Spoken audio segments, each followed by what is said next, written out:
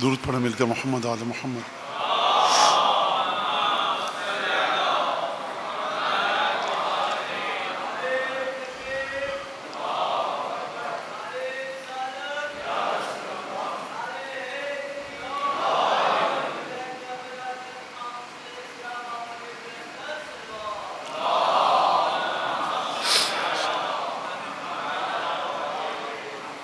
اعوذ باللہ من الشیطان الرجیم، بسم اللہ الرحمن الرحیم۔ الحمد للہ الذی جعل الحمد مفتاحا لذکرہ وسببا للمزید من فضلہ ودلیلا علی آلائہ وعظمتہ، ثم الصلاة والسلام علی عبدہ وامین وحیہ وخاتم رسلہ سیدنا و مولانا بالقاسم محمد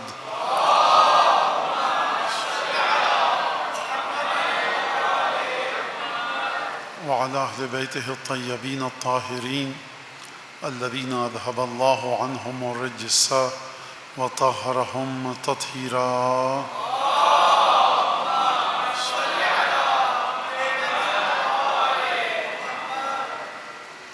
واللعن الدائم على أعدائهم أجمعين، أما بعد فقد قال الله الحكيم في كتابه المجيد: أعوذ بالله من الشيطان الرجيم، بقية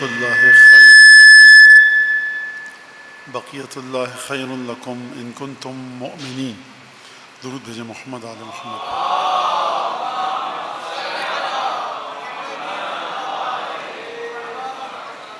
جیسا کہ آپ کے علم میں ہے کہ یہ جو 5 مجلسیں ہیں یہاں پر 5 مجالس، اس میں ہر شب کا عنوان اور موضوع مختلف رکھا گیا ہے، اس کی اپنی وجوہات ہیں۔ بہرحال آج کا جو عنوان ہے وہ ہے نواب اربعہ، یعنی امام زمانہ کے 4 نائب۔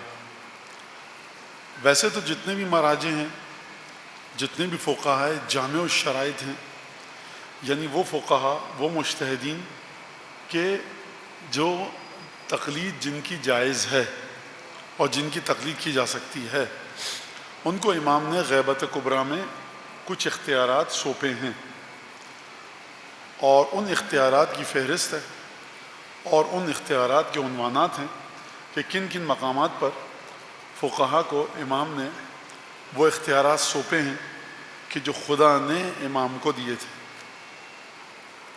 اس عنوان سے نائبین کہا جاتا ہے، نائبین عام، نائبین خاص، مجتہد جامع شرائط، مرجع تقلید، فقیہ اور مختلف دوسرے نام ہیں کہ جو دیے جاتے ہیں۔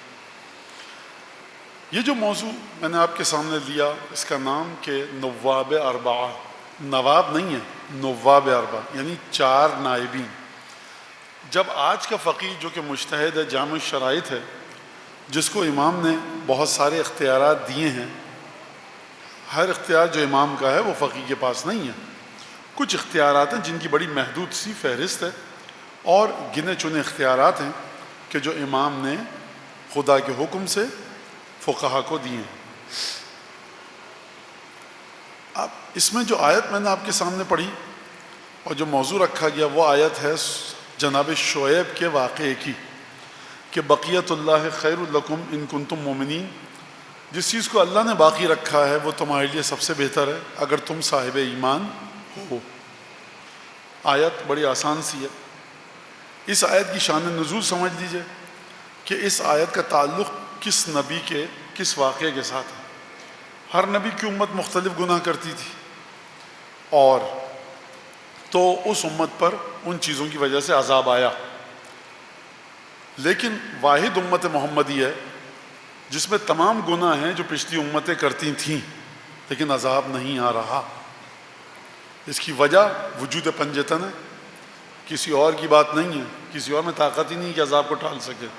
یہ طاقت ہے پنجتن کی، اور آخری ہستی جو زمین پر اس وقت موجود ہے ہمارے اور آپ کے بارے میں آقا اور مولا امام زمانہ،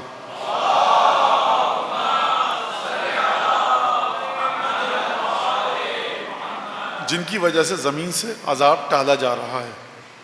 اب وہ تفسیر میں، قرآن میں، حدیث میں یہ موضوع باقاعدہ تفصیل کے ساتھ بحث کیا گیا ہے کہ کیوں۔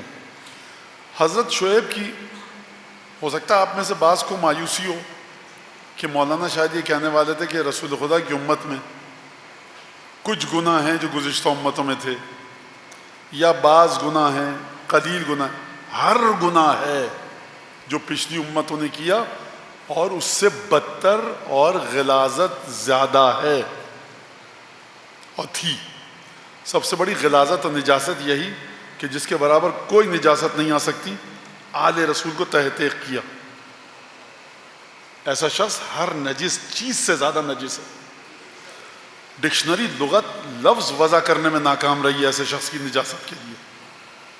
خوب توجہ کریں بچے۔ لہذا ہوا کیا؟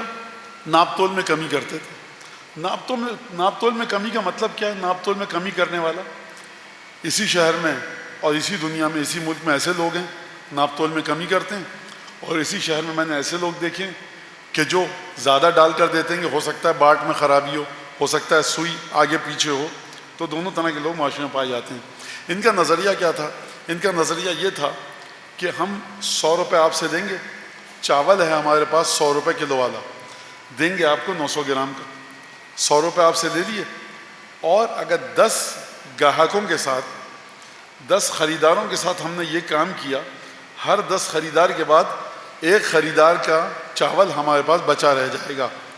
پیسے اس کے لیے، ادھر سے پیسے بھی لے لیے، چیز بھی بچ گئی۔ کیا بہترین سودا ہے! دولت میں اضافہ ہوگا، ہمارا مال باقی رہے گا، ہماری ثروت میں، مال و دولت میں بڑھوتی اور دگنی تگنی چوگنی ہوتی رہے گی۔ خدا نے کہا دیکھو بقیت اللہ خیر لکم، تم برکت کو سمجھے نہیں ہو۔ برکت حرام کے ذریعے نہیں آتی، برکت دھوکے کے ذریعے نہیں آتی، برکت آتی ہے سچ بول کر حلال کے ذریعے، جو مال جیسا ہے ویسا بتا کر پیش کرو۔ پہلی برکت کیا ملتی ہے ایسے خریدار کو، ایسے بیوپاری کو، ایسے بیچنے والے کو؟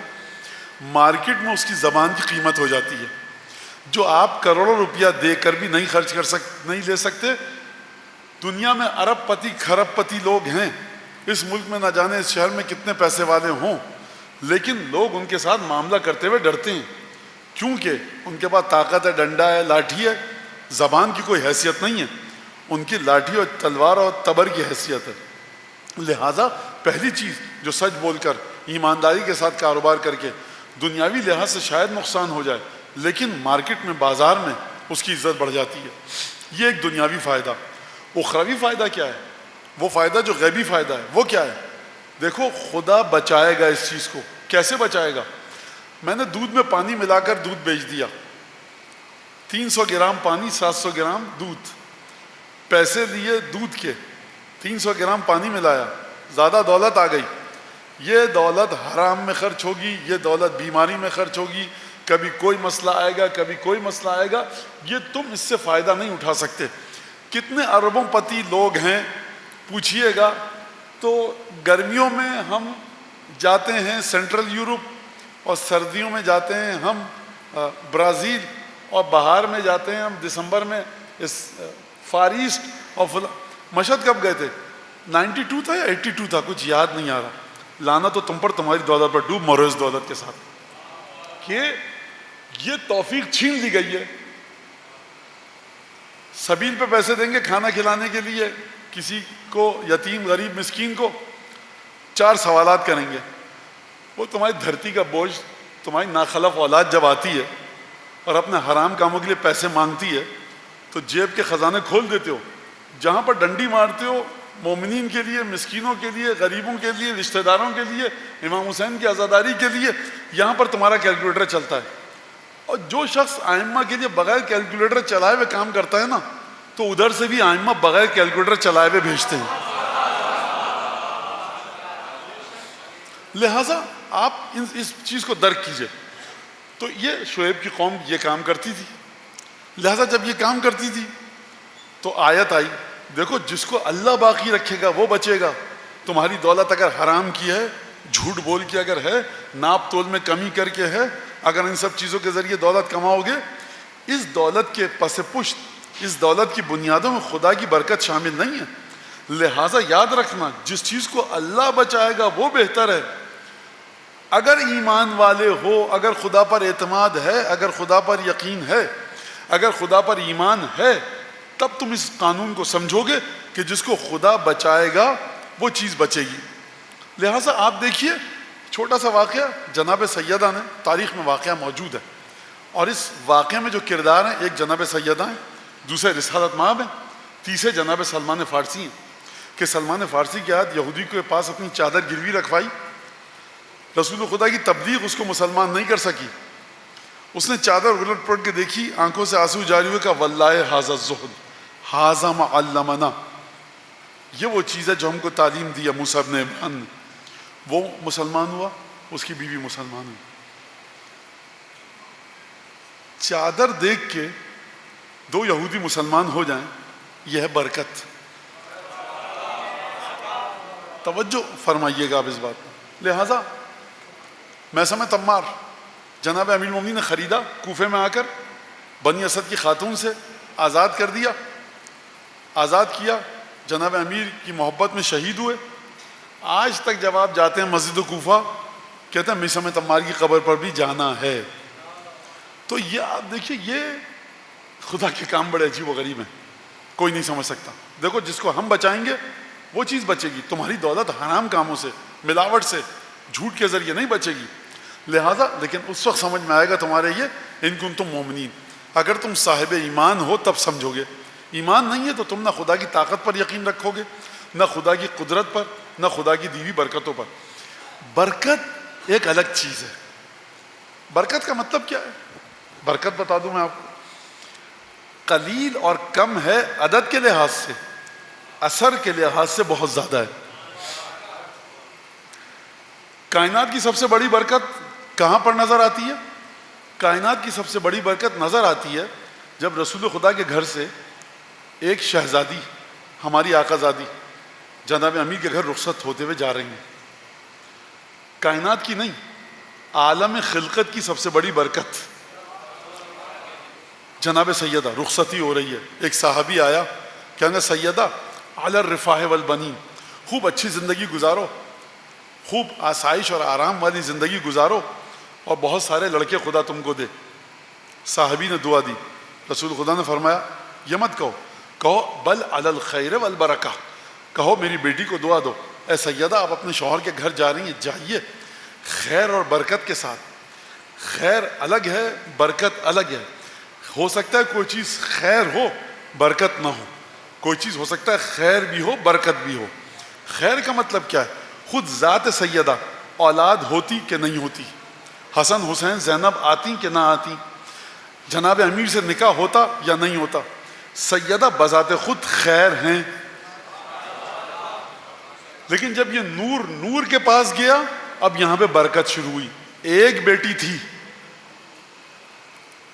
ایک بیٹی، پروردگار عالم نے اس ایک بیٹی کو کتنے بیٹے دیے؟ 10 14 15 کتنے بیٹے؟ 2 بیٹے۔ اچھا ان 2 بیٹوں کے ساتھ امت نے کیا کیا؟ جہاں ان دونوں بیٹوں کی اولادیں نظر آئیں، بنو عباس بنو امیہ نے گلے پہ چھڑیاں چلائیں۔ اس کے باوجود برکت ایسی تھی کہ آج تک الحمدللہ اولاد سیدہ بھی قائم ہے، سیدہ کی اولاد سے محبت کرنے والے بھی قائم ہیں۔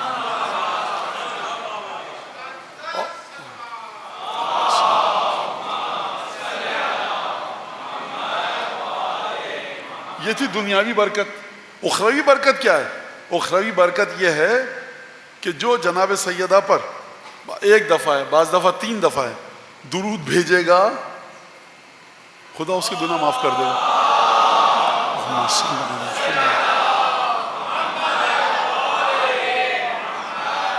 خدا اس کے گناہ معاف کر دے گا۔ تو یہ تمام کی تمام چیزیں برکت ہے۔ خیر ہو، تعداد میں کم ہے لیکن اثر اس کا بہت زیادہ ہے۔ شہداء کربلا، ابو الفضل، آپ کے پاس تو مثالوں کی کمی نہیں ہے، دیکھتے رہیے ائمہ کی زندگی میں شہداء کربلا کے پاس جا کر۔ اب یہ جو آیت ہے، اب یہ سمجھ لیا نا آپ نے آیت کا، اب تشریح تو نہیں کہہ سکتا میں، تفسیر، تشریح، لفظی ترجمہ جو بھی۔ اب یہ بتائیے، خدا کہہ رہا ہے شعیب کی امت سے ناپ تول میں کمی مت کرو، میرے الفاظ میں دودھ میں پانی مت ملاؤ، چائے میں سیاہ لکڑی کا برادہ مت ملاؤ، مرچوں میں مٹی مت ملاؤ اور لال رنگ کر کے، ہلدی کے اندر زرد رنگ مت ملاؤ، یہ کام مت کرو، یہ کام مت کرو، غلط ہے. نہیں کرو گے ہم باقی رکھیں گے دولت کو. تو کیا بات آئی؟ بقا کی، باقی رکھیں گے ہم. غور فرما رہے ہیں، توجہ ہے، باقی رکھیں گے. اب سوال یہ ہے کہ خدا نے بہت سی چیزوں کو باقی رکھا. قرآن میں سورج کا ذکر ہے، قرآن میں چاند کا ذکر ہے، قرآن میں ستاروں کا ذکر ہے، قرآن میں آسمان کا ذکر ہے، قرآن میں زمین کا ذکر ہے، قرآن میں پودوں کا ذکر ہے، پھلوں کا ذکر ہے کہ نہیں؟ یہ تمام ذکر آیات آپ کے سامنے ہے، ساری ذکر ہے. خدا نے سورج کو کتنے کھرب ارب سال سے باقی رکھا ہے، خدا نے چاند کو باقی رکھا ہے، اور بھی کائنات میں دیکھتے رہیے سب چیزوں کو باقی رکھا ہے. لیکن ایک چیز ایسی ہے، ایک ذات ایسی ہے کہ جس کو خدا نے اس طرح سے باقی رکھا ہے کہ جس کو باقی رکھا ہے نا، جب وہ آئے گا تو اس کی بقا کے بعد کائنات کی فنا کا آغاز ہوگا. اور وہ ہے آپ کا اور ہمارا آخری امام کہ جس کی آمد کی منتظر ہے قیامت. لہٰذا وہ ہستی 12واں امام ہمارا، ہمارے 12ویں آقا اور مولا، کہ جن کا تعلق کس سے ہے؟ جو ورثہ دار ہیں، وارث ہیں اس ہستی کے کہ جس کے وجود پر ہر نعمت کو تمام کیا گیا. محرم ہے، 18 ذی الحجہ ابھی زیادہ دور نہیں گزری ہے. آپ سب کو آیت یاد ہے، الیوم اکملت لکم دینکم واتممت علیکم نعمتی. نعمت کو میں نے مکمل کیا. جس کے ذریعے نعمت کو تمام کیا اس کی اس نعمت کا وارث ہے ہمارا اور آپ کا وہ آخری مولا جو پردہ غیبت میں ہے. اگر خدا ایمان کی شرط قرار دے رہا ہے، اگر مومن ہو تب سمجھ میں آئے گا. اے شعیب کی قوم والوں، اے امت شعیب، جب تمہاری سمجھ میں آئے گا کہ تمہاری دولت اس وقت باقی رہے گی جب ہم باقی رکھنا چاہیں، کیونکہ ہم ہیں چیزوں کو باقی رکھنے والے. یہ بات ہو رہی تھی شعیب کی قوم کی دولت کی، مرچے، دال، چائے، چاول، اناج، گندم، جو، گیہوں کو تولنے والوں کی. اس کے بارے میں آیت نازل ہوئی. اب مجھے یہ بتائیے کہ وہ ہستی کہ جس کو خدا نے پردہ غیب میں باقی رکھا ہوا ہے، جو 1,24,000 انبیاء کی وارث ہے اور حضرت امیر المومنین سے لے کر جناب سیدہ اور امام عسکری کی وارث ہے، یہ چیز جس کو خدا نے پردہ غیب میں باقی رکھا ہے، اس ہستی کو جب آپ کہتے ہیں بقیت اللہ، تو یہ کتنا بڑا بقیہ ہوگا، کتنی عظمت والی باقی رہنے والی چیز ہوگی. وہاں پر کہا کہ دیکھو ہم اس کو باقی رکھیں گے، تمہاری دولت کو ایمانداری کے ساتھ چلو. جب دولت کو ہم باقی رکھیں گے تو تمہاری زندگی میں برکتیں آئیں گی. حلال مال کے ذریعے تمہارے وجود میں کھانا پینا اوڑھنا بچھونا جائے گا، حلال مال کی برکتیں ہوں گی، تم پھلو گے پھولو گے. تو اب مجھے بتائیے، یہ اس کھانے کی بات کر رہے ہیں، ان چیزوں کی بات کر رہے ہیں جو فنا ہونے والی ہے. وہ ہستی جو وارث پنجتن ہے، جب خدا اس کو باقی رکھے گا اور اس ہستی کے ساتھ آپ جڑ کر اس ہستی کو اس کا حق ادا کریں گے تو پھر کون سی برکتیں آپ کو ملیں گی. درود بھیجیں محمد آل محمد پر.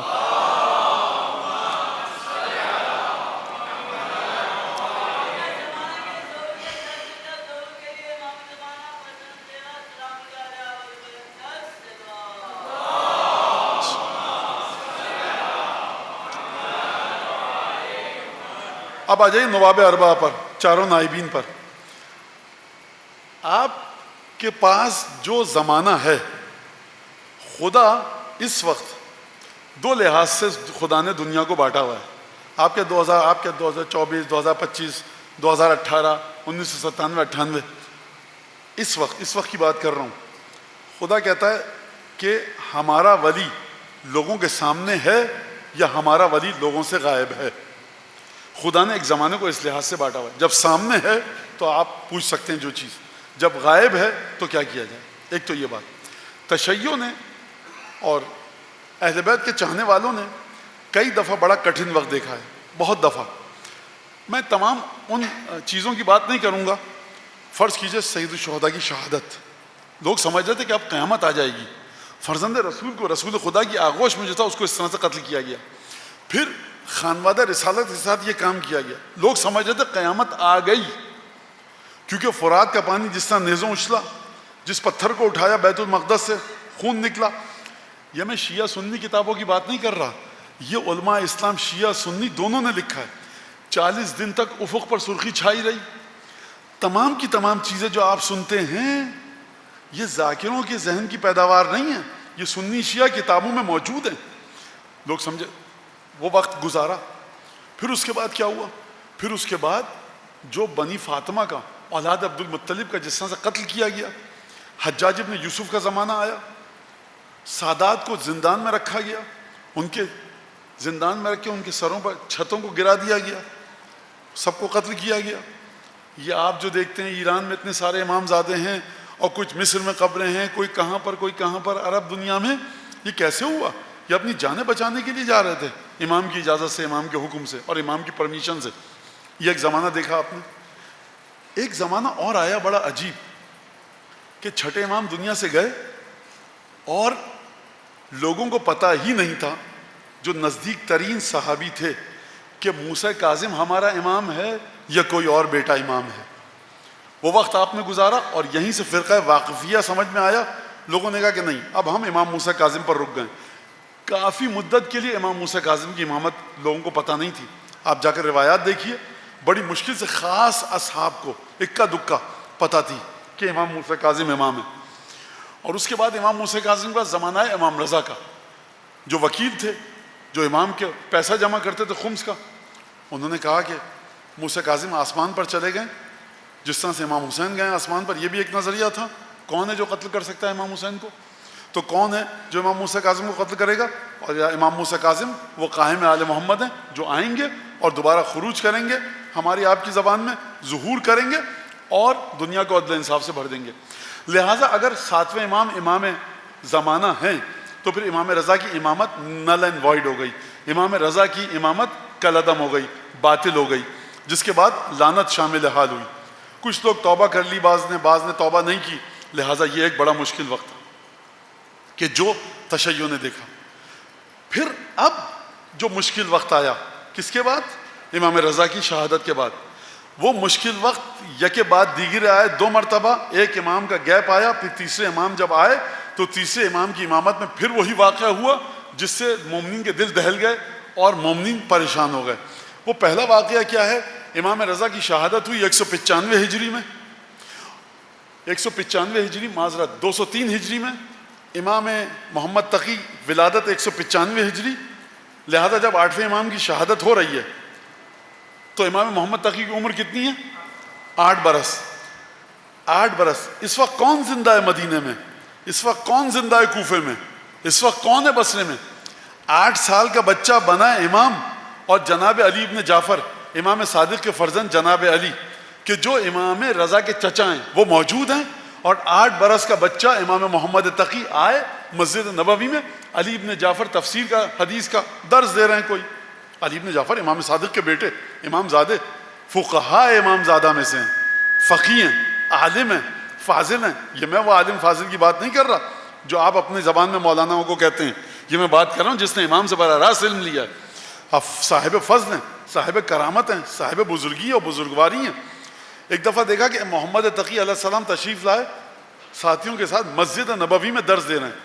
کیا مطلب مسجد نبوی؟ Public place.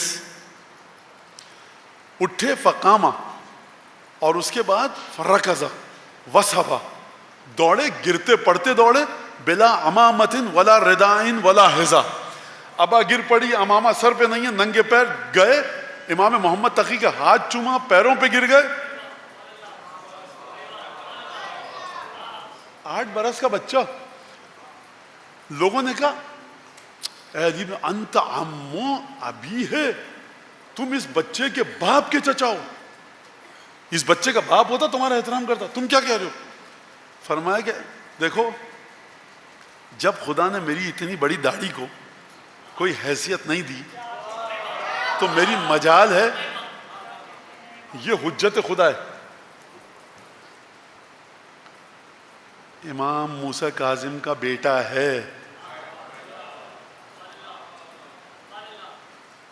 آگے بھی کچھ کہنے کی ضرورت ہے؟ 8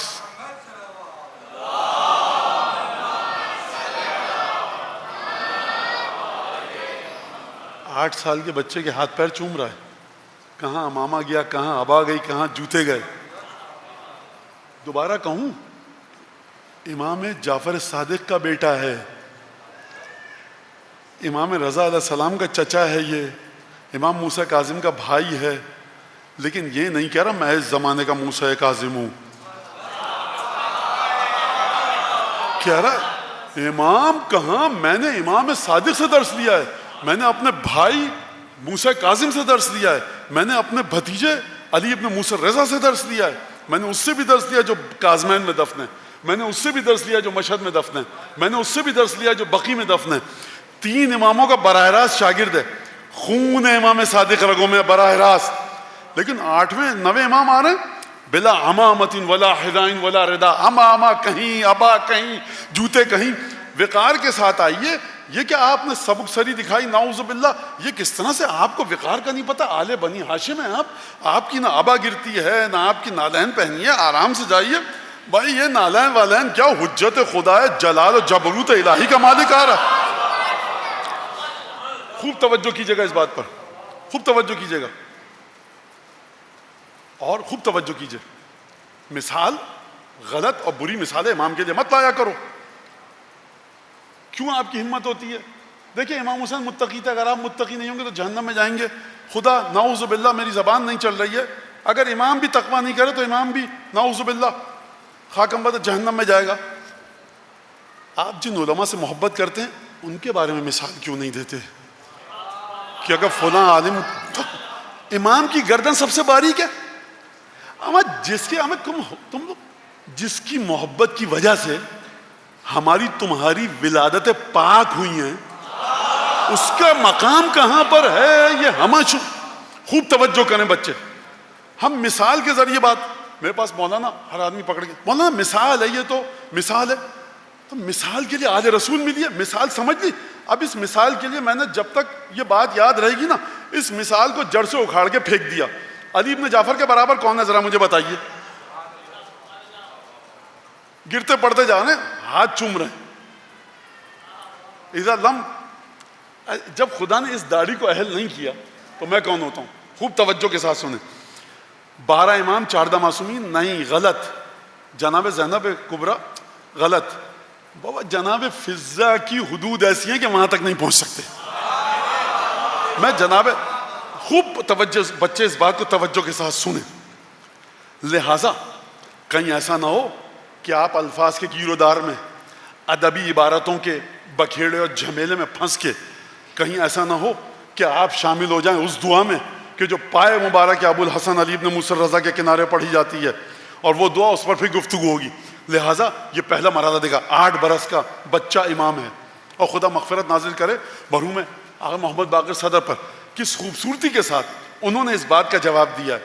اس طرح سے جواب نہیں دے کہ روایتیں موجود ہیں, انہوں نے ایک باقاعدہ بڑے بہترین طریقے سے ایکویشن کو اسٹیبلش کیا, اور اس کے بعد آ کر جناب امام تقی علیہ السلام کی امامت کو دفاع کیا اس کا, اور اس کو ثابت کیا. یہ ایک الگ گفتگو ہے. پہلا دھچکا پہنچا, 8 برس کا بچہ. اصحاب میں بحث ہوئی کہ ہم دیکھیں گے, پہلے امام رضا کے صحابیوں میں بعض شاگردوں میں ہم دیکھیں گے, اور اس دیکھیں گے اگر علم و حکمت اس سے دکھی تو ہم اس کو امام مان لیں گے, ورنہ تو پھر ہم کچھ اور علاج سوچیں گے. تو دوسرے شاگرد نے گریبان پکڑ کر کہا کہ اگر یہ خدا کی حجت ہے, 1 دن کا بھی ہو تو امام ہے ہمارا, اور اگر خدا کی حجت نہیں ہے, 1000 برس بھی عبادت کرتا رہے کسی کام کی نہیں ہے. تو آپ امامت کو سیکھیے ائمہ کے شاگردوں کے ذریعے نہیں, ائمہ کے نیک شاگردوں کے ذریعے. لہذا یہ ایک پہلا مرحلہ. دوسرا مرحلہ, امام محمد تقی علیہ السلام شہید ہو گئے 212 ہجری. 212 ہجری میں امام محمد تقی 195 ولادت ہے, 212 214 215 مختلف تاریخیں. 212 میں امام شہید ہوئے. بچے جلدی سے بتائیں گے 195 میں جس امام کی ولادت ہے 212 میں وہ, یا 214 215 میں شہید ہو رہا ہے, تو وہ کتنے سال کا ہوا جب شہادت کے وقت؟ 24-25 برس کا. تو 24-25 برس میں امام کی شہادت ہوئی. امام علی نقی علیہ معذرت 220 ہجری میں. تو امام علی نقی علیہ السلام کی جب 220 ہجری میں شہادت ہوئی ہے, تو اس کے بعد ہے امام علی نقی, یعنی 10ویں امام کی عمر ہے 8 برس کی. بعض نے لکھا ہے 6 برس, بعض نے کہا ہے 5 برس. ابھی 9ویں امام کی مشکل سے ہم فارغ نہیں ہوئے تھے. 6 برس 8 برس کا بچہ, خدا نے ایک اور کو امام بنا دیا جو 6 برس کا ہے. یعنی ایک عجیب سلسلہ. اور اس کے بعد تمام شیعوں نے مانا کس کو؟ امام علی نقی کی ولادت کو اور امامت کو اور ولایت کو. کس نے مانا؟ کہ جو 3-4 اماموں کے شاگرد ہیں, سفید داڑیاں ہیں, فقہاء ہیں, مفسرین ہیں, تمام کی تمام علوم ان کے پاس ہیں. یہ بچہ کہیں ذہن میں آ جائے کہ بہرحال دیکھیے اے علی نقی, مثال دے رہا ہوں آپ کو, اے علی نقی ابھی تو ٹھیک ہے, ذرا بچے ہیں, تھوڑا سمجھ جائیے آپ. اور دیکھیے یہی مشورہ آپ کے دادا علی مرتضیٰ کو بھی دیا تھا, نہیں مانے وہ تو مشکلات ہوئیں, تو آپ مان لیجئے کم از کم. اے علی نقی ہم نے آپ کے 4 اجداد سے, آبا و اجداد سے علم دیا ہے. مثال دے رہے ہیں ہم کہ ہم مثلا موسیٰ ابن جعفر ہیں, مثال دے رہے ہیں. دیکھو اس کے اوپر تو بات یوں ہی ہوگی. جو عزت ہے نا 2 کوڑی کی یہاں پر ممبر پہ بیٹھنے کی وجہ سے, اگر امام حسین کی ابا گر رہی ہے نا تو یہ نہیں ہو سکتا میں اپنا ابامہ بچانے کے چکر میں امام حسین کی ابا کو گرنے دوں. بات تو یہ ہے انحراف, بات ہے یہ گمراہی. اور جب تک ممبر پر ہے, سینے میں دم ہے, پھیپڑوں میں ہوا ہے, نکل رہی ہے حلق سے آواز, یہ ہوتا رہے گا. اہل بیت کے برابر کچھ نہیں ہو سکتا. تم کو مثال, تم کو مجاز, گمراہی ہے, گمراہی ہے, انحراف ہے, عقیدہ تشیع سے دور دور کا تعلق نہیں ہے. خوب سمجھے بچے ہمارے, خوب سمجھے بچے اس بات کو, اس بات کو سمجھے بچے خوب اچھی طرح سے. لہٰذا کسی نے نہیں کہا, جس نے کہا تھوڑا سا رک جاؤ, دیکھ تو لو, محمد تقی کو بڑا تو ہونے دو, اس نے گریبان پکڑ لیا. اس نے کہا کہ ان کا نا ھذا حجت اللہ, اگر حجت خدا ہے ایک دن کا بھی ہو. کیا مطلب؟ انہوں نے کوئی فلسفہ کلام عرفان نہیں پڑھا تھا, قرآن کی آیتیں توجہ سے پڑھی تھی. جب مریم کی اولاد جھولے میں بیٹھ کے گفتگو کر سکتی ہے تو یہ فاطمہ زہرا کی نسل ہے.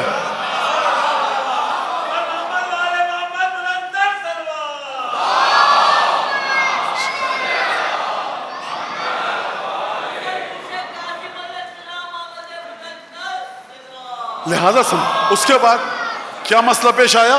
اس کے بعد مسئلہ پیش آیا, امام علی علیہ السلام دنیا سے گئے. کب شہادت ہوئی امام علی علیہ السلام کی؟ اس کے بعد 254 ہجری امام علی نقی علیہ السلام کی شہادت ہوئی, 254 ہجری. اگر 10ویں امام کی ولادت ہوئی ہے, شہادت ہوئی ہے 254 میں, کون بنے گا اب امام 10ویں امام کے بعد؟ 11ویں امام. 254 سے 260 6 برس رہی ہے امامت کس کی؟ امام حسن عسکری علیہ السلام کی. اور امام زمانے کی ولادت کب ہوئی ہے؟ 255 ہجری میں. لہٰذا 5 یا 6 برس کے امام زمانہ, تو 3 امام آپ کے. یہ تشیع نے ایک اور مسئلہ دیکھا. اب اس کے بعد جب امام غائب ہوئے, نظروں سے اوجھل ہوئے اپنے بابا حسن عسکری علیہ السلام کی شہادت کے بعد, تو چچا آگے بڑھے, جو جعفر کذاب, جعفر تواب, یہ دونوں چیزیں ملتی ہیں علماء سے. بہرحال یہ تو طے ہے کہ انہوں نے امام زمانہ کے مقابلے میں آ کر امام عسکری کی نماز پڑھانی چاہیے. تو جناب امام زمانہ نے ان کو پیچھے کر دیا, کہا کہ انا اولا بہی, چچا پیچھے ہٹیے, میں زیادہ مستحق ہوں اس نماز کے پڑھانے کا. تو 5 اور 6 برس کے بچے نے, فقہا کے درمیان بحث ہے کہ ممیز کتنے سال میں بچہ ہوتا ہے, اور فقہا کے درمیان بحث ہے کیا ممیز بچے کی نماز جنازہ جو پڑھے تو کافی ہے, یعنی مسلمانوں پر واجب تھا, یہ تو تمہارے بیٹے نے مہدی نے نماز پڑھی ہے, اس کو تو وضو غسل کا نہیں پتا, یہ ممیز نہیں ہے. تو کوئی صحابی آتا کہتا صاحبزادے امام تو ہیں, ذرا 15 سال تک صبر کر لیجئے, ہم کو پڑھنے دیجئے, مناسب احتیاط کا تقاضا یہ امام زمانہ ہیں تو آپ امام, لیکن ہم کو بھی پڑھنے دیجئے. یہ توزیع مسائل کی باتیں ہیں میرے اور تمہارے لیے. امام توزیع مسائل پہ نہیں چلتا, لوح محفوظ پہ چلتا ہے. لہذا آپ کو کیا کرنا ہے یہ پوچھیے اپنے فقیہ سے, آپ کو کیا کرنا ہے پوچھیے اپنے مجتہد سے. شطرنج کی بساط رکھی ہوئی ہے, مولانا کھیلیں کہ نہیں کھیلیں؟ دیکھو اپنے مرجع سے پوچھو, میرا مرجع اجازت دیتا ہے کھیل لو شطرنج, مولانا میرا مرجع اجازت نہیں دیتا مت کھیلو. مولانا قما کا یہ مسئلہ ہے, تمہارا مرجع کیا کہتا ہے؟ منع کرتا ہے تو مت مارو. تمہارا مرجع کیا کہتا ہے؟ وہ تو کہتا ہے مارو, ثواب ہے تو مار لو. تو فاسق کون ہے؟ فاسق و فاجر کا حقیقی معنوں میں پتہ اس وقت لگے گا جب لوح محفوظ امام زمانہ کے وجود کی برکت سے آپ کو بتائی جائے گی. اس وقت آپ اپنی توزیع مسائل پہ چل رہے ہیں. لہٰذا اب یہاں سے آیا سلسلہ شروع ہوا غیبت صغریٰ کا. 260 ہجری میں امام زمانہ غائب ہو گئے, نظروں سے اوجھل ہو گئے. 260 ہجری سے لے کر 229 تک 40 سال یہ, اور اس کے بعد 30 سال وہ, تقریباً 70 میں 1 برس کم غیبت صغریٰ رہی ہے. اور اس کے بعد غیبت کبریٰ کا آغاز ہو گیا. آپ رہ رہے ہیں غیبت کبریٰ میں. بہت غور سے سنیے گا. اور اس کے بعد ہمارا موضوع ہے وہ یہ کہ جو امام کے 4 نائبین آئے. کون آئے؟ عثمان ابن سعید, محمد ابن عثمان، حسین ابن روح اور علی ابن محمد السیموری، یہ 4 نائبہ ہیں۔ سوال آپ کر سکتے ہیں یہ مولانا کہ کیوں نائب آئے؟ کیونکہ امام غائب ہو گئے تھے۔ اچھا تو یہ نائب کیوں آئے؟ اور اب یہ گفتگو پھیل جائے گی، لیکن مجھے اشارہ کرنے دیجیے، پھر کسی موقع پر تفصیل سے عرض کروں گا۔ کیوں آئے؟ کیونکہ امام کو لوگ مار دیتے اور خدا نے جان بچانی چاہیے، امام کو حکم دیا کہ تم غائب ہو جاؤ۔ تو مولانا بقیہ ائمہ کو بھی تو قتل کیا، تو امام حسین کے زمانے سے ہی ہو جاتا، نائبین آتے۔ خوب توجہ کیجیے گا، اب یہ میں خاص طبقہ فکر کے لیے گفتگو پیش کر رہا ہوں یہاں سے، جو کہتا ہے کہ جو آ گیا حدیث میں آ گیا بس ٹھیک ہے، اس کے لیے میری ان باتوں کا کوئی فائدہ نہیں ہے۔ لیکن جو ذرا تجزیہ اور تحلیل چاہتے ہیں وہ ذرا غور سے سنیں۔ کب ہوئی ہے غیبت صغریٰ؟ 260 ہجری میں۔ آپ کے 5ویں اور 6ٹھے امام کب گزرے ہیں؟ 114 ہجری میں امام باقر کی شہادت ہوئی، 148 ہجری میں امام صادق کی۔ اس کے تقریباً 100-125 سال کے بعد کیا ہوا؟ غیبت کبریٰ صغریٰ کا آغاز ہوا۔ غیبت صغریٰ کا کب آغاز ہو رہا ہے؟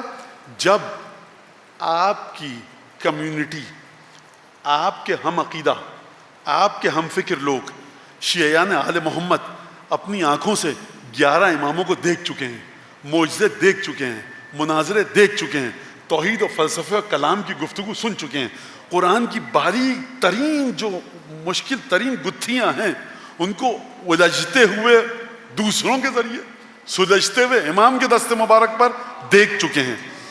بے دست و پا چڑیا کی طرح جو عقاب کے پنجے میں گرفتار ہو، بڑے بڑے فقہا کو امام صادق کے پنجے قدرت میں تڑپتے ہوئے دیکھ چکے ہیں،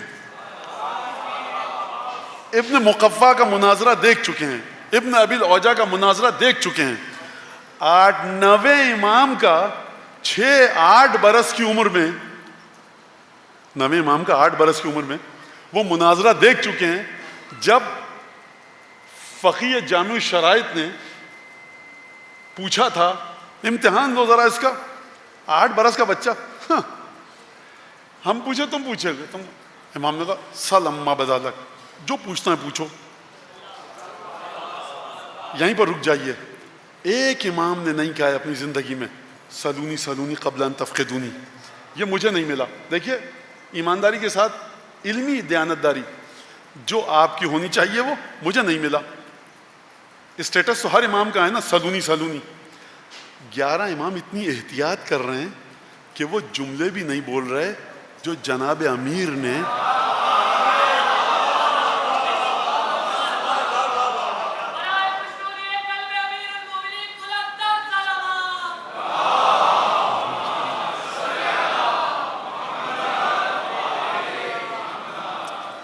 سرکار ہر روز کا یہ ہے سلسلہ، یہ انتظامیہ خود تو پیچھے چھپی رہتی ہے اور میں آپ کی بد دعاؤں کا مرکز بنتا ہوں۔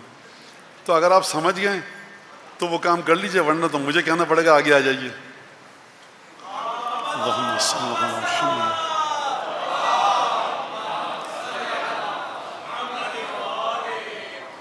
ایک دفعہ اور درود بھیجے، اللہم صلی اللہ علیہ وسلم۔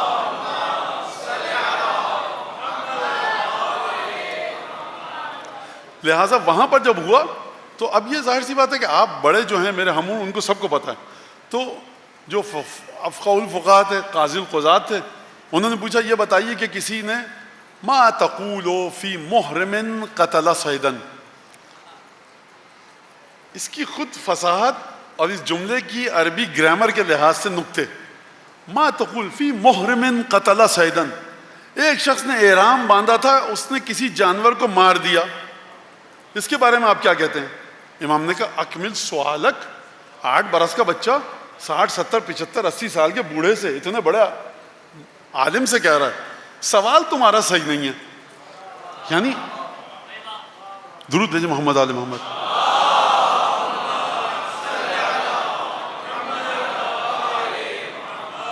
سوال تمہارا صحیح نہیں ہے کا کیا مطلب؟ یہ تو بتاؤ کہ احرام عمرے کا تھا یا حج کا؟ قتل اس نے خانہ مسجد حرام میں کیا تھا یا مسجد حرام سے باہر؟ جانور چھوٹا تھا یا بڑا؟ شکاری آزاد تھا یا غلام؟ نادم تھا، پشیمان تھا یا تکرار کی تھی؟ جان بوجھ کے مارا تھا یا بھول کر؟ یہاں پر، اور جس کا حق ادا ہونا چاہیے. اور یہ میں پہلے بھی کہہ چکا ہوں کہ بہرحال چھوٹے سے ایک علم کا قطرہ ہے جو میں آپ کے سامنے پیش کر رہا ہوں. زعیم حوزہ علمیہ قم حضرت آیت العظمیٰ وحید خراسانی، یہ ان کی بات ہے جو انہوں نے کہی کہ پوچھنے والے نے کہا تھا شکار اور شکاری. امام نے ان دو لفظوں کی مدد سے 22 شقیں نکالی ہیں، ان دو لفظوں کی مدد سے. تو پھر امام نے بتانا شروع کیا، کہا کہ اب آپ پوچھئے. امام نے کہا بتاؤ کہ ایک شخص کی ایک خاتون تھی، صبح کو اس کے لیے نامحرم تھی، سورج نکلا محرم ہو گئی، جب زوال آیا پھر نامحرم ہو گئی، جب عصر کا وقت آیا پھر محرم ہو گئی، سورج ڈوبا نامحرم ہو گئی، عشاء کے وقت پھر محرم ہو گئی. عورت بھی ایک ہے، مرد بھی ایک ہے. اچھا اب آپ کہیے وہ عورت احرام میں تھی کہ نہیں؟ نقل اتاریے. تو امام تو وہ ہے سرکار کہ بڑے بڑے انسان ان کے علم کی نقل نہیں اتار سکتے. پھر امام نے بتایا کہ وہ کیا سلسلہ تھا. تو آپ دیکھیے کہ 8 برس کا یہ بچہ ہے دربار میں کھڑا ہوا، اور یہ علم کے اس مرحلے پر ہیں. البتہ گستاخی ہے علم کے اس مرحلے پر ہیں. آپ میں سے کوئی کیا کس مرحلے پر ہیں؟ میں بغلے جھانکنے لگوں گا اپنی کس مرحلے پر ہیں. تو آپ امام کے علم کا مرحلہ سمجھ ہی نہیں سکتے. ہاں ان کو آپ دیکھ سکتے ہیں کہ یہ جوہلا کو شکست کیسے دیتے ہیں، ان کے علم کے مرحلے کو آپ نہیں سمجھ سکتے. لہٰذا آپ نے وہ مرحلہ بھی دیکھا. اب امام، اور اس کے بعد لہٰذا آپ اور ہم جو مومنین تھے، شیعیان اہل بیت تھے، یہ 260 ہجری میں جب سے امامت کا آغاز ہوا ہے 10 ہجری سے 250 سال سے اپنے اماموں کو براہ راست اپنی آنکھوں کی روشنی میں دیکھ رہے ہیں، فزیکلی دیکھ رہے ہیں، طبعی طور پر دیکھ رہے ہیں. یہ سمجھ چکے ہیں کہ امام کا علم کس مرحلے پر ہوتا ہے. امام کے سامنے کوئی مشکل نہیں ہوتی. امام جب چاہے زمین کے فاصلوں کو ختم کر لے، امام جب چاہے چاند سورج کو پلٹا دے، امام جب چاہے معجزات دکھا دے، امام جب چاہے غیب کی باتیں بتائے، امام جب چاہے خواب میں آ کر موت کے فرشتوں کو واپس کر دے. یہ تمام واقعات یہ دیکھ چکے ہیں.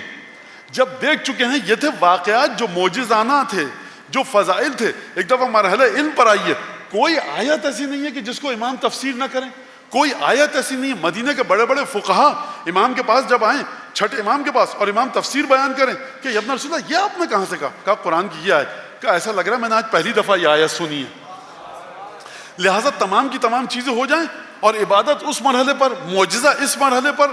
اگر فقی بننے پر آئیں تو تمام فقی گھٹنے ٹیک دیں. اگر معرفت کی باتیں کریں تو سب کے سب ہیچ، ادب کی باتیں کریں تو سب کے سب ہیچ. تو آپ امام کو دیکھ چکے تھے 250 برس. 260 میں غیبت کبریٰ صغریٰ شروع ہوئی ہے، 10 ہجری سے امامت کا آغاز ہوا ہے رسول خدا کی وفات کے بعد. لہذا 250 برس شیعہ چاہنے والے کس کو دیکھ چکے ہیں؟ امام کی کرامتوں کو. اور 250 برس میں مومنین کے دلوں کو سکون مل چکا ہے کہ امام واقعاً جو بات ہم نے سنی ہے رسول اللہ سے ویسا ہی ہوتا ہے. ہمارے ائمہ کے لیے کوئی کام مشکل نہیں ہے. لہٰذا جب یہ چیز اسٹیبلش ہو گئی، ایکنالج ہو گئی، پختہ ہو گئی، مضبوط ہو گئی، مستحکم ہو گئی، اس چیز نے اپنی بنیادیں زمین میں گاڑ دی کہ اب مومنین نہیں بھٹکیں گے، تو پھر غیبت کا آغاز ہوا. غور فرمایا آپ نے؟ لہٰذا ہم نہیں پہنچ سکیں گے، لیکن تو لہٰذا آپ یہ بات درود بھیجیں محمد آل محمد پر.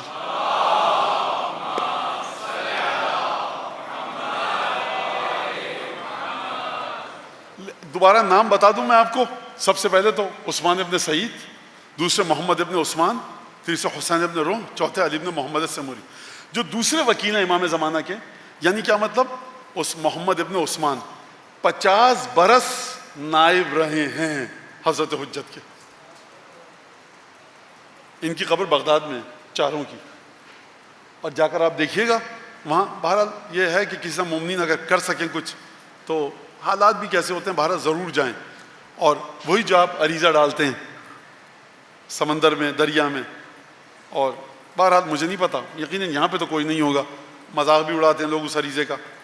تو آپ مذاق اڑانے سے مت گھبرایا کیجیے، اور آپ عریضہ لکھتے رہیے. مراجے آپ تو سمندر میں ڈال دیں، مذاق اڑایا نا، سمجھ میں تو آ رہی ہے بات، سمندر میں نا، سمندر میں ڈال رہے ہیں، ایک سمجھ میں آ رہی ہے بات. اس کے بارے میں واقعات ہیں آپ کے. مراجے کی طرف سے حتیٰ ہمارے پاس یہ سیرت ہے کہ وہ ائمہ کی ذریعے میں عریضہ ڈالتے ہیں. مراجے کی بات کر رہا ہوں، یہ تو کوئی بعد میں آ کر مجھے فقہ نہیں بتائے، یہ مراجے کی بات کر رہا ہوں میں، ذریعے میں ائمہ کی. آپ سمجھے ہی نہیں ہے سسٹم کو اہل بیت کے. آپ سمجھیں 14-15 یہ مولوی خطیب کوئی ہیں عالم فقی مفسر، یہ لنگر ہے کائنات کا. دعا ندبہ میں آپ کیا پڑھتے ہیں؟ این السبب المتصل بین الارض والسماء، کہاں ہے ہمارا 12واں آقا جو ظاہر کو باطن سے متصل کرے. لہذا دوسرے جو وکیل ہیں محمد ابن عثمان، 50 برس کا مطلب سمجھنا ہے، 50 برس کا حجت خدا کا وکیل رہنا. اب تمام گفتگو تفصیل سے نہیں کی جا سکتی، ایک جملہ میں آپ کو بتاؤں گا. ابو عبداللہ اسماعیل ابن محمد نوبختی، آل نوبخت ان خاندانوں میں سے ہے جس کا ترہ امتیاز یہ ہے کہ بڑے وفادار نکلے ہیں. جیسے قبیلہ بنی حمدان جو کہ موصل کرکوک یمن سے جن کا تعلق ہے. اب بتا موصل کرکوک یمن بیچ میں بہت بڑا عراق آتا ہے، تو کوئی میری جغرافیہ پہ ہنسے نہیں، مجھے اندازہ ہے پورا. تو یہ وہاں سے ہیں. تو کچھ قبیلے ہیں جن کی بڑی تعریف کی گئی ہے بہت ائمہ کے اشعار میں، ائمہ کی حدیثوں میں. بنی اسد ہیں فرض کیجئے، شہداء کربلا میں شامل ہیں. بنی اسد قاتلین میں بھی ہے، بنی اسد شہداء کربلا میں، اور بنو اسد یہ بھی شہداء کربلا میں ان میں شامل ہیں. لہٰذا یہ تمام قبیلے والے ہیں. خود یمن کی ایک داستان ہے پوری، کیونکہ 6 مہینے جناب امیر یمن میں تبلیغ کر کے آئے تھے. جب خلافت ظاہریہ ملی تو لوگوں کو خبر پتہ چلی یمن میں، تو لوگ یمن سے اٹھ کر کہاں آئے؟ کوفے میں آئے. لہٰذا آپ کوفے کے اندر آج بھی اور نجف میں جو قبیلے ہیں ان کی روٹس اور جڑیں یمن کی ہیں، صنعا کی ہیں، حضرموت کی ہیں. یہ ایک بڑا عجیب سلسلہ ہے. اور یہ داستان اگر میں آپ کو بتاؤں، حضرموت سے جو سلسلہ چلا ہے خاندانوں کی ہجرت کا، سادات کی ہجرت کا، یہ وہی خاندان ملیشیا انڈونیشیا میں بھی آباد ہیں جو یمن میں. یہ آپ اس وقت سمجھ میں آئے گا جب آپ نقشے کو کھول کے دیکھیں گے. حضرموت سے لائن کھینچیے فارس کی طرف تو وہ لائن سیدھی جا کر رکے گی ملیشیا انڈونیشیا اور تھائی لینڈ، تائیوان، کمبوڈیا کو جا کے کراس کرے گی. تو یہ عجیب ہجرتیں ہوئی ہیں اہل بیت کے چاہنے والوں کی. یہ ایک بہرحال ایک الگ موضوع ہے، اس کو چھوڑ دیجئے. جناب ابو سہل نوبختی، یہ وہ خاندان ہے نوبخت کہ جو منصور عباسی کے دور سے بادشاہ کا مقرب ہے. تاریخ میں لکھا ہے وَكَانَ مِن نُدَمَاءِ الْمَأْمُونَ. آل نوبخت کے بعض لوگ عباسی خلیفہ کے بڑے خلوتوں کے دوست تھے. یعنی جب ان کو کوئی خاص بات کرنی ہوتی تھی، مشورے لینے ہوتے تھے، شکار پہ جا رہے ہیں، گھومنے جانے، تو ان کو لے کر جاتے تھے. آل نوبخت میں ڈاکٹر موجود ہیں، آل نوبخت میں منجم، پامسٹ کہیے یا ایسٹرونومی پڑھنے والے، وہ موجود ہیں. آل نوبخت میں اس زمانے کے لحاظ سے سائنٹسٹ بھی موجود ہیں. آل نوبخت میں شعراء ادیب موجود ہیں. آل نوبخت میں وزراء موجود ہیں. آل نوبخت میں کیپٹل میں، دارالخلافہ پائے تخت میں، دربار کے اندر ایڈوائزرز موجود ہیں. تو یہ سمجھ میں آیا معمولی خاندان تو نہیں ہے توجہ کہ نہیں ہے؟ اچھا، اب ابو عبداللہ ابو سہل نوبختی، اب کون؟ امام علی نقی، امام حسن عسکری کا شاگرد، اس خاندان کا بہترین مبلغ، بہترین متکلم، بہترین مقرر، ولایت کی گفتگو کرنے والا، جناب امیر کا مدافع، شہداء. جو آپ امامت کے بارے میں کہیے ابو سہل نوبختی. کس کے زمانے کی بات ہے؟ حضرت حجت کی غیبت صغرا کے زمانے کی. اتنا پرومیننٹ آدمی ہے. ایک دفعہ خبر آتی ہے کہ نائب خاص جو بنے ہیں نا دوسرے، وہ بنے ہیں عثمان ابن سعید، معذرت حسین ابن روح.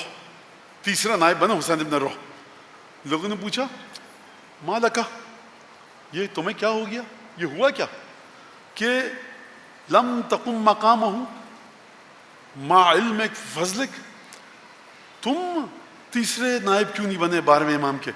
خاندان دیکھو، اپنا علم دیکھو، ادھر تقریر ادھر تقریر، ادھر مجلس ادھر ممبر، ولایت کا ذکر، سید الشہداء، فضائل اہل بیت، خاندان ایسا معتمد. سمجھ میں آ گئی بات؟ فرماتے ہیں یہ جناب ابو سہل نوبختی، ہم اعلم بامورہم و اختیارہم، اہل بیت زیادہ جانتے ہیں ان کو کیا کرنا ہے.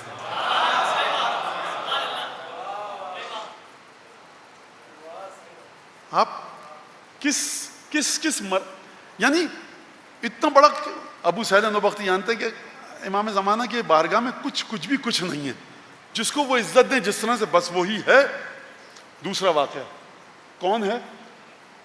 عثمان ابن سعید کا دم نکل رہا ہے، محمد ابن عثمان کا دوسرے نائب دم نکل رہا ہے. جعفر ابن احمد مطیل، یہ کون ہے جعفر ابن احمد مطیل؟ خدا کی قسم یہ ہم ان کے نالین کی خاک کی وجہ سے ہماری سانس آ رہی ہے اور جا رہی ہے. آپ امام زمانہ تو بہت جناب زینب بہت بی بی فضہ اور یہ چھوڑیے یہ سب باتیں ہی کرنا فضول میں, ہم وہاں تک جائیں. یہ ان ہستیوں کی دعائیں, علی بن مہزیار, فضل بن شاہزان, محمد ابن مسلم, مطلب ہشام ابن حکم, جعفر ابن احمد مطیل, یہ کون ہے؟ اس کے گھر سے کھانا پک کر جاتا ہے کس کے لیے؟ محمد ابن عثمان کے لیے. اس کا مطلب ہے کہ پیسہ حلال ہے. اس کا مطلب ہے کہ زوجہ کو طہارت نجاست کا مکمل پتہ ہے. اس کا مطلب یہ کہ حلال کھانا نہیں ہے جو جا رہا ہے اس محمد ابن عثمان کے لیے, حلال بھی ہے, طیب بھی ہے, طاہر بھی ہے. ایسا نہیں ہے کہ مولانا کو بلایا, مولانا ایصال ثواب کی مجلس پڑھیے, ہم نے مجلس پڑھی, اب اس کے بعد پھل رکھ دیے گئے, مولانا بسم اللہ کھائیے, پورا بنچواں بچے دیکھ رہے ہیں, مولانا کھائیے لیجیے آپ, یہ کھانا حلال ہے, پاک ہے, طیب نہیں ہے, اس پر بچوں کی نگاہیں گڑی ہوئی ہیں, آرزوؤں کا مرکز ہے, مولانا کس طرح سے اتار لیں اپنے حلق سے, یہ طیب نہیں ہے. طیب و طاہر حلال, حلال ہے فقہی مرحلے پر, طہارت ہے فقہی مرحلے پر, طیب ہے کہ اس پر کسی ذوی حاجت کی نگاہیں لالچ, طمع, فقر, احتیاج, کسک, بھوک, ٹیس کے ساتھ جمی بھی نہ ہو. آپ سمجھ رہے کون سا گھر؟ جعفر ابن احمد مطیل کا گھر.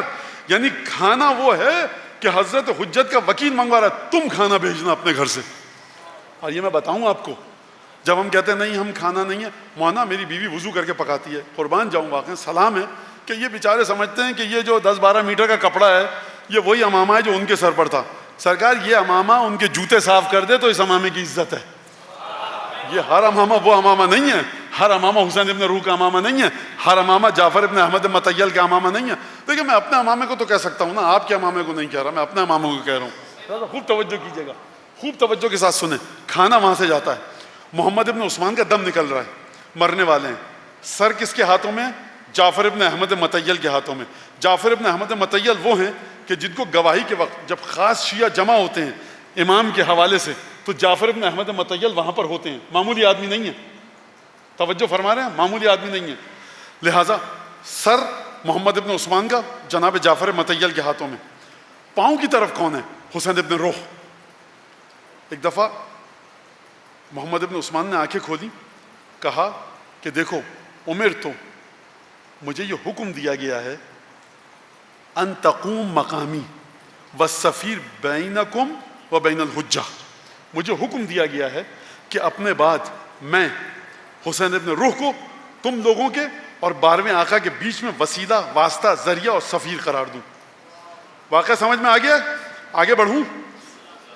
سلام ہے ان ماؤں کو جنہوں نے تربیت کر کے بتایا کہ اپنے اہل بیت کے سامنے کس طرح سے رہنا, ان سے جو چیزیں آئی ہیں کس طرح سے رہنا. محمد ابن عثمان کا سر کس کے ہاتھوں میں؟ جعفر ابن احمد مطیل کے ہاتھوں میں. پائنتی کی طرف کون ہے؟ حسین ابن روح. بستر مرگ پر کون ہے؟ محمد ابن عثمان, دوسرا وکیل, دوسرا سفیر. احتضار کی حالت میں جملہ ادا کیا, السفیر بینی بین الحجت و بینکم.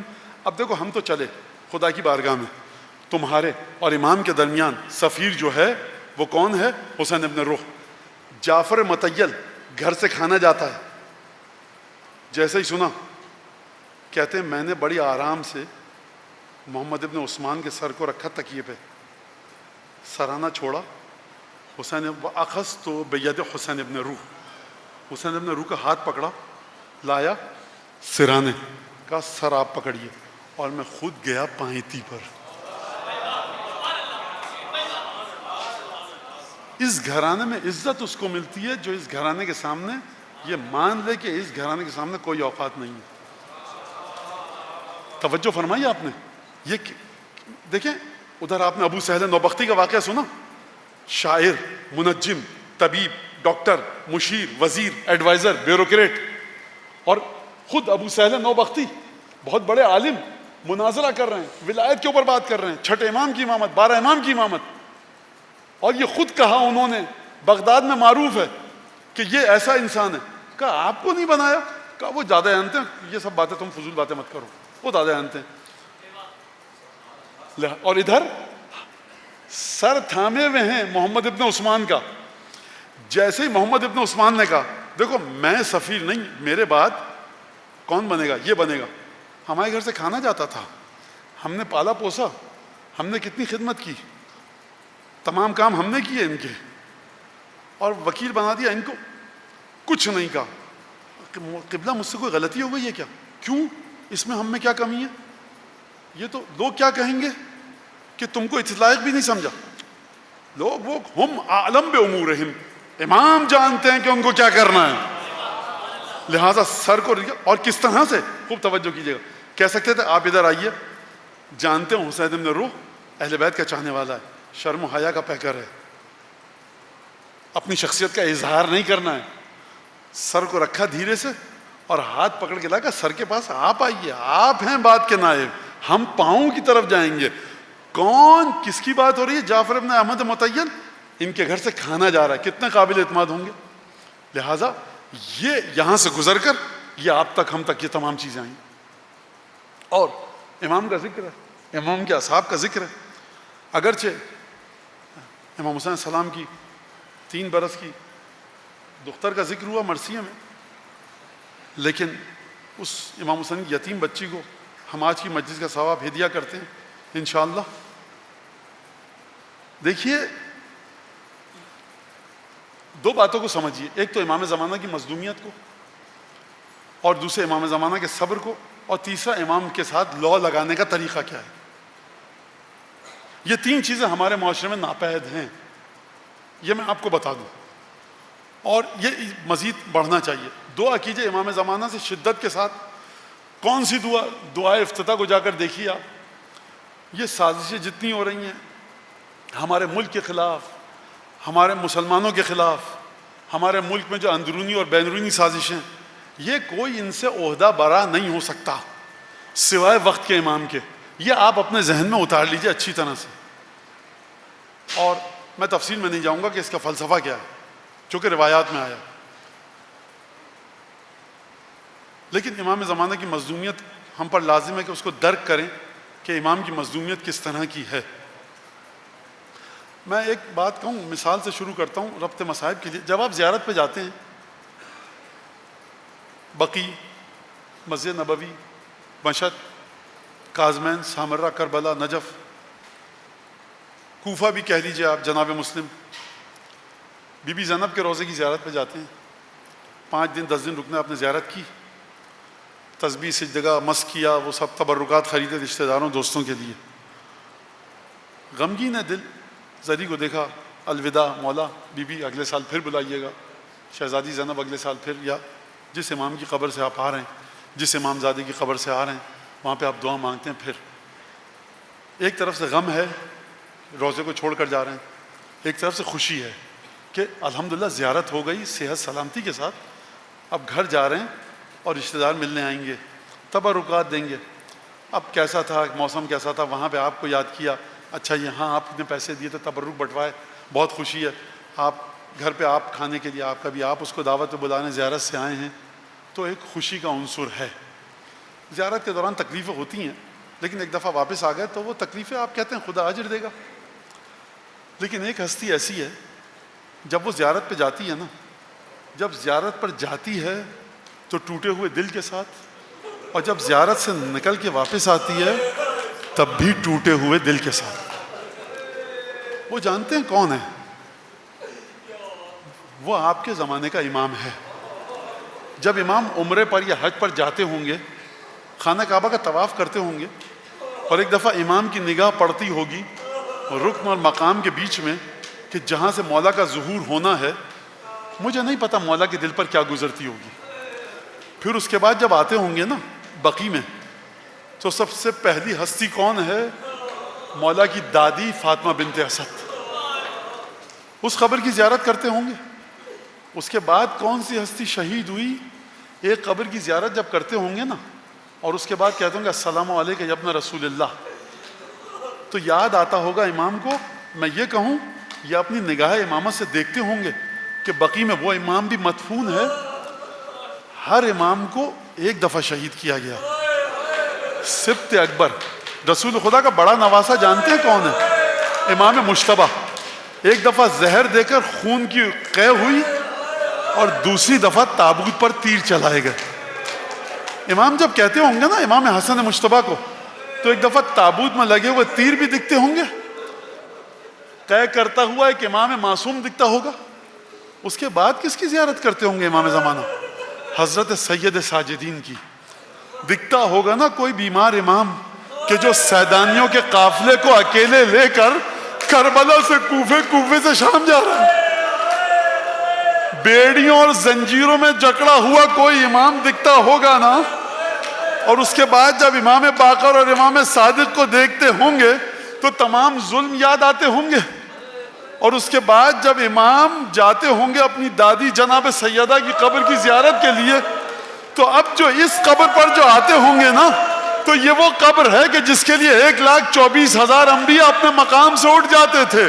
تو مولا کو دکھتا ہوگا وہ وجود کہ جس کے سر پر پٹی بندھی ہے، جس کے بدن کا گوشت گھل چکا ہے، جس پر غشی طاری ہے، جس کا بازو بھی زخمی ہے، جس کا پہلو بھی زخمی ہے.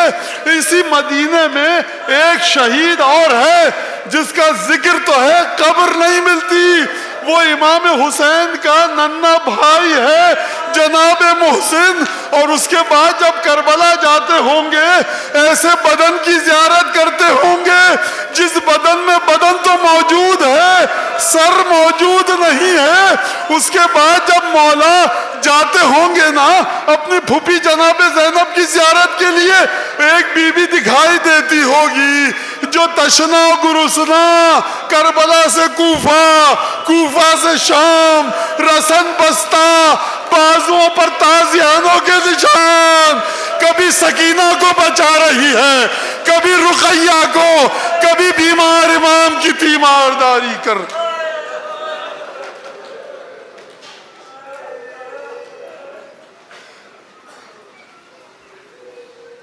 اللہم کل ولیک الحجۃ ابن الحسن صلواتک علیہ وعلی آبائہ فی هذه الساعة وفی کل ساعة ولیا وحافظا وقائدا وناصرا ودلیلا وعینا حتی تسکنہ ارضک طوعا وتمتعہ فیہا طویلا.